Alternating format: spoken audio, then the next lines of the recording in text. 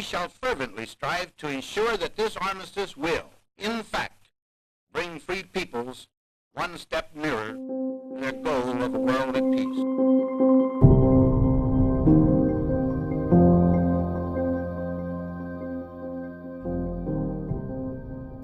On June 25, 1950, over 75,000 North Korean soldiers of the Korean People's Army charged across the 38th parallel, instigating the Korean War.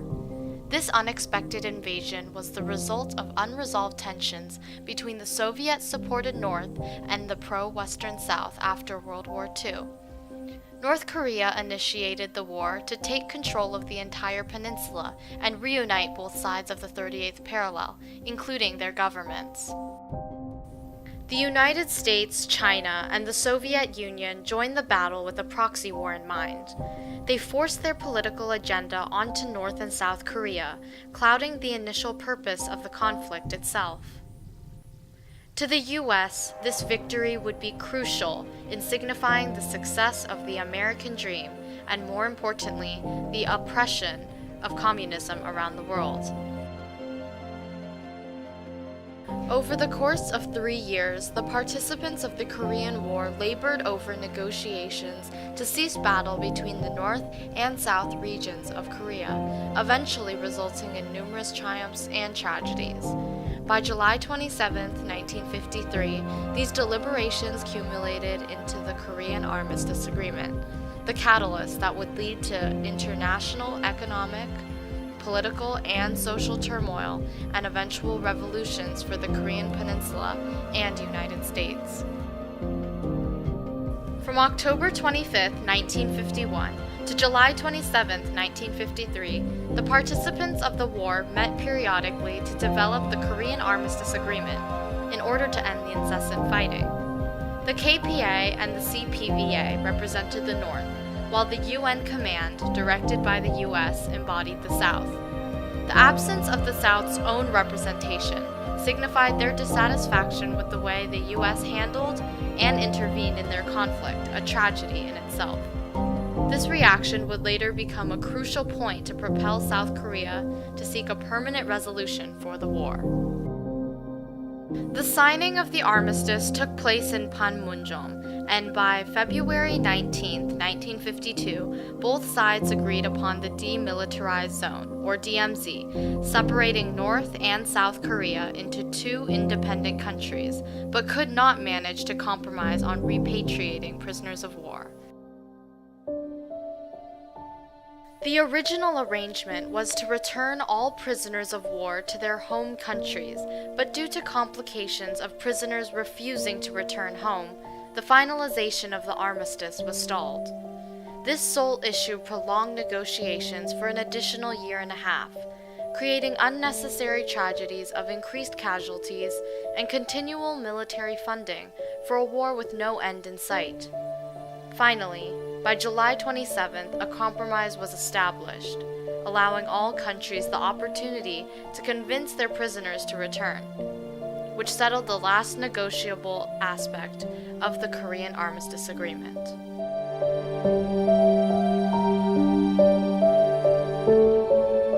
The final agreement between the two sides proved to be a triumph by ending the physical fighting and creating lasting guidelines between North and South Korea. Unfortunately, the relationship of the two countries remained hostile. One of the most devastating tragedies resulting from the Korean War was the social turmoil that ensued on the general population. More than 3 million Koreans were killed, and 70% of those were civilians. In addition to this, the division between the 38th parallel and complications with prisoners of war resulted in thousands of families forever separated between the two countries. This issue is still unresolved today, and as the years go by, separated family members are losing the opportunity to reunite with their loved ones. This problem is acknowledged by both countries, but neither side is making an attempt to rectify it.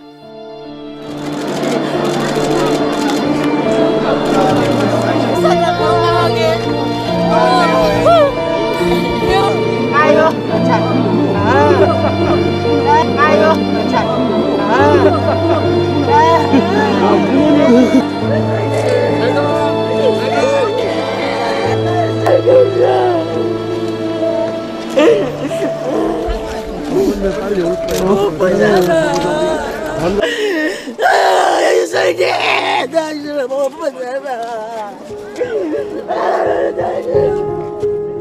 Another major social issue that arose was the newfound idea of an interracial society.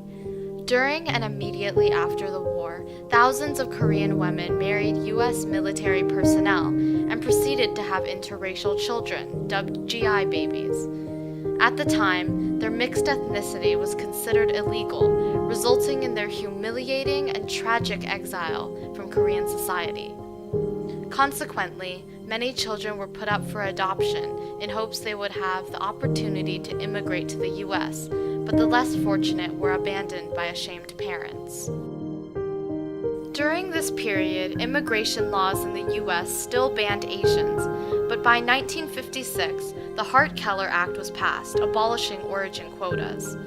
This act later proved to be a triumph not only to diversify the American population for years to come, but also improve interracial toleration in South Korea.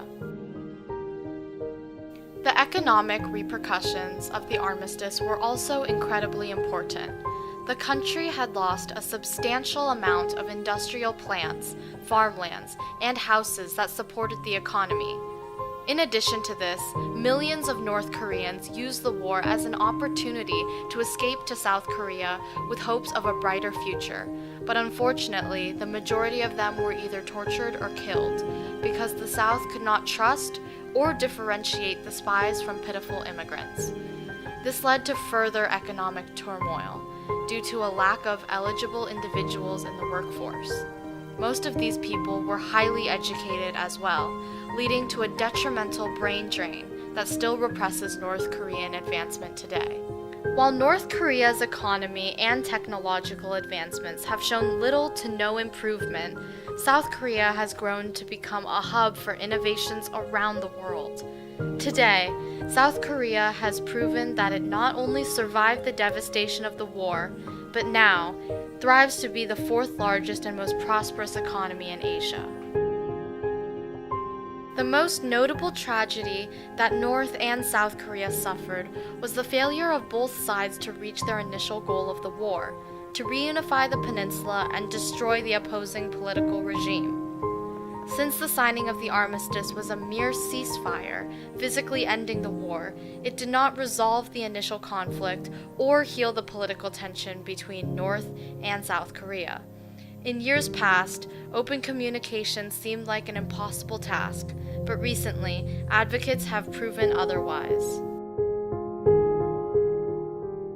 Actually, it may be at this very moment that dialogue is starting and that there's at least the possibility of a resolution of this separation that's been like a dagger at the heart of the Korean people. According to the yearly GDP, the U.S. economy actually benefited from the war and ended a recession caused by the devastation of World War II. This allowed the U.S. to increase the American international military presence that is observed today, making it a major global power.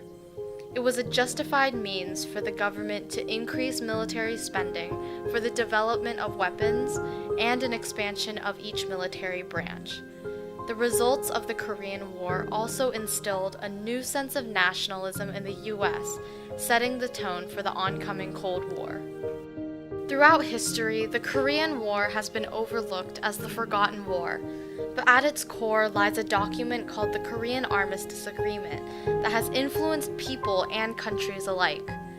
After almost 7 decades of repression and ongoing international turmoil, nations are finally beginning to shine a light on advocates around the world. The nations involved later experienced their own share of triumphs and tragedies that are continuously shaping our society today.